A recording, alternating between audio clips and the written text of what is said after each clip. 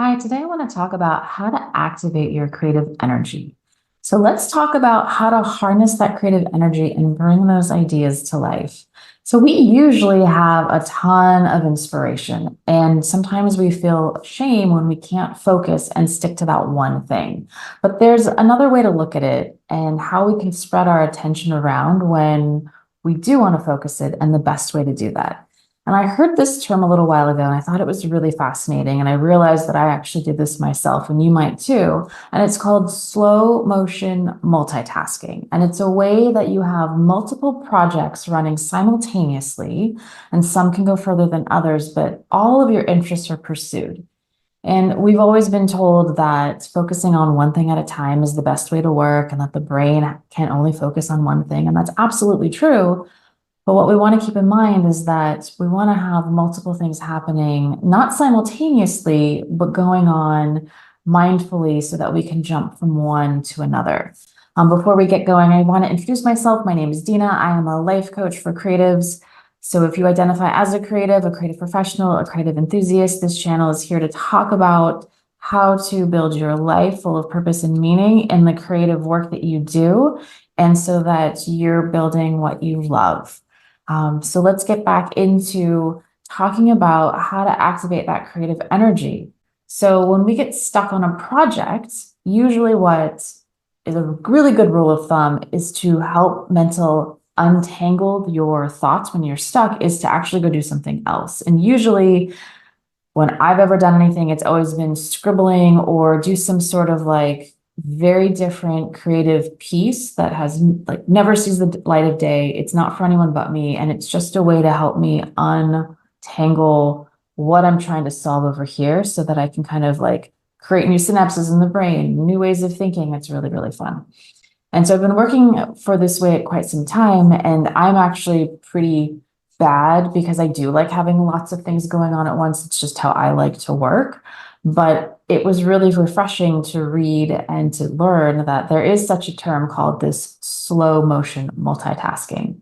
And it's something that I think we all kind of inherently do, but we tend to get a little shamed because we wanting to focus. We're always told it's time to focus on one thing at a time. And you really just have to look at your nature and look at what's really best for you to get you the optimal ways of activating that creative energy for yourself. Another way to look at this is really thinking about how are you moving that energy through the body and that's inspiring you at the moment. So sometimes when we get what we feel like is a creative block or we're stuck on a problem, it's because we've been focusing on something for too long. And what we really want to do, especially if we are in the mood to create, but we don't know how to exert that energy, it's just nice to move it somewhere else into something that we do want to do. And it's that same kind of idea of like following your bliss, following your joy, following what inspires you so that you're always keeping in that rhythm and that flow. And that's really, really helpful, even if it's something that is non-creative, but it helps you keep active and keep in motion. I have the cleanest house because sometimes it's just what is helpful at the time where I don't really want to do the work, but I still want to be in motion. It's nice to clean the house, sweep up, do something different. And it just helps the right side of the brain open up and just let it free flow so that ideas can come in when I'm not trying to force them. And so sometimes it's really just about being in the moment and in the movement of the creative flow of life, right? And everything that we do in some sense or another really is a creative expression. I'm a huge believer that we are creators. We are made in the image to be like a creator. That's why we're here. And we co-create with the universe. So everything that we do really is an expression of ourselves, no matter what it is.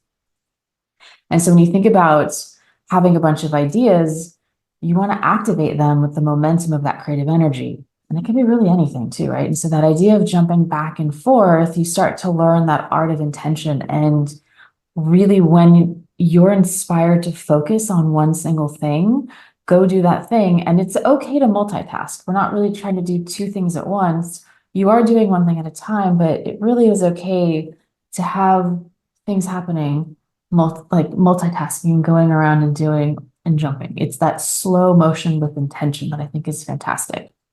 There was an economist that I heard just recently named Tim Hartford, and he had explored this idea by looking at famous scientists and artists who did this quite frequently and was very successful at it. And he evaluated really great thinkers like Einstein, who wrote 4 different prolific science papers in 1954 and found that creative scientists who were also writing papers would switch topics, get this, 43 times in their first 100 papers before getting the final idea.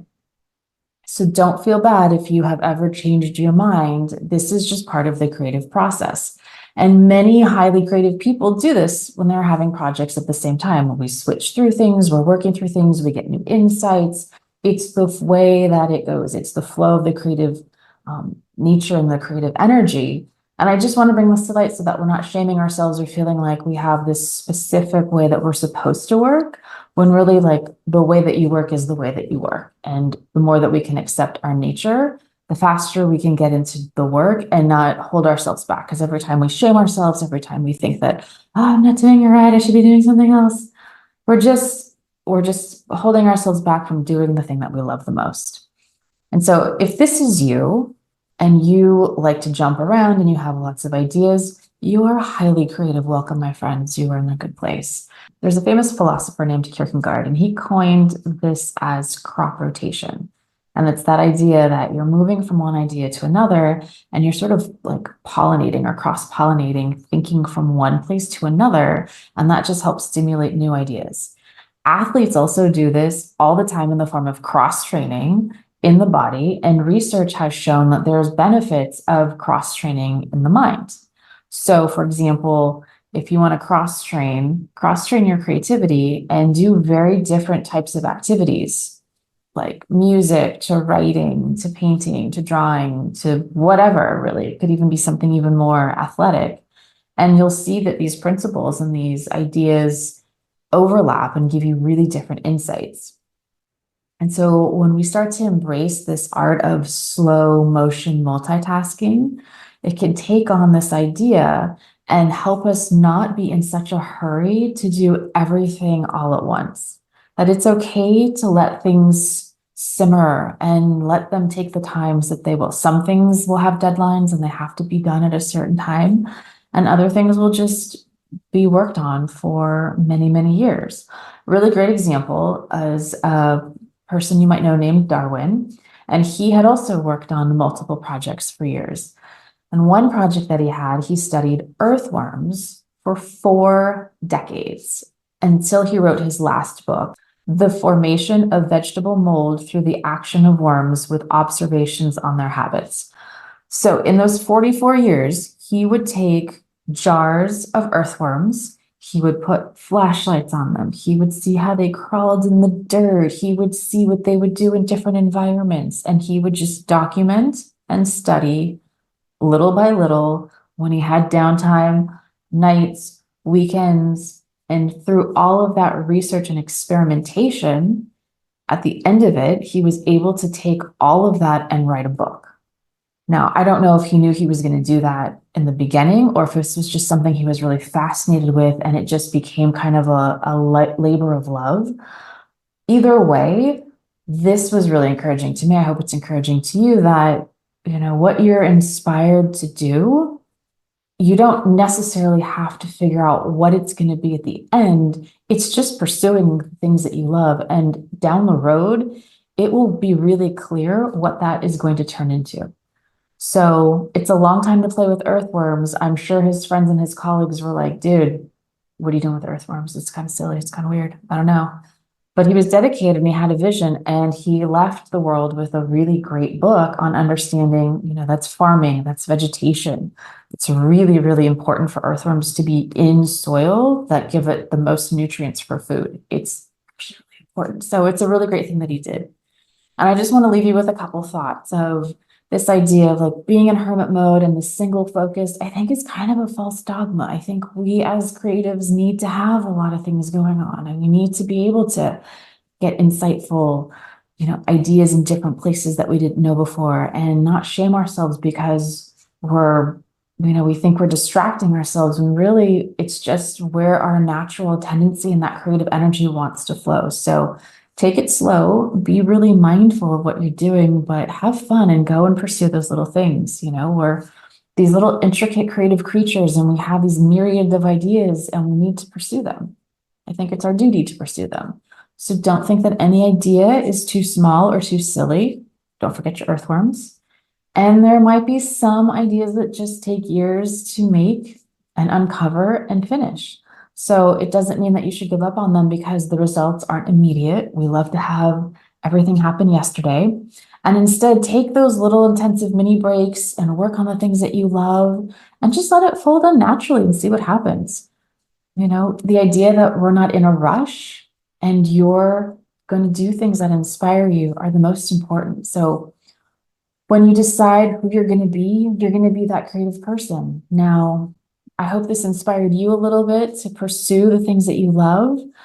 I hope you can go back and get to work. And I'd love to hear what you're working on in the comments below. Maybe there's some really fun hustles, some fun interests that you want to pursue as well, and we can get the conversation started. Thank you for being here as always, my friends. I love chatting with you. I would love to hear if there's anything else in the comments below that you have questions on or would love to talk about. And I will see you in the next one. Take care. Bye.